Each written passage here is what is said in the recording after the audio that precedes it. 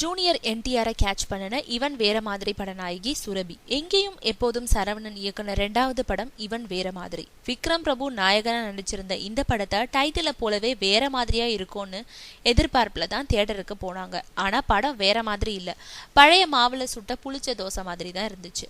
இதனால படநாயகன் விக்ரம் பிரபுவுக்கு பெருசா பாதிப்பு இல்ல. ஏற்கனவே கைவசம் பல படங்கள் இருந்ததுனால பிஸியாவே இருக்காரு. ஆனா அந்த படத்துல அறிமுகமான டெல்லி அழகு சுரபியை தான் கோலிவுட்ல யாருமே கண்டுக்கல. அதனால படத்துல ரிசல்ட் தனக்கு சாதகமா இல்லைன்றதுனால ஆந்திரா பக்கம் போய் தன்னோட கிளாமர் ஆல்பம் ஒண்ணு சுற்றல்ல விட்டு பட வேட்டையில இறங்கியிருக்காங்க. சுரபியோட ஹைட்டும் வெயிட்டும் கன கச்சிதமா இருக்கிறதா சொன்ன அங்குள்ள ஒரு மசாலா பட டைரக்டர் அவரை வாரி அணைச்சுக்கிட்டாராம்.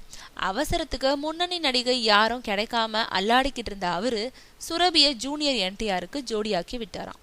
கூடவே சுரபியே எதிர்பார்க்காத சம்பளமும் கொடுத்திருக்காங்களாம்.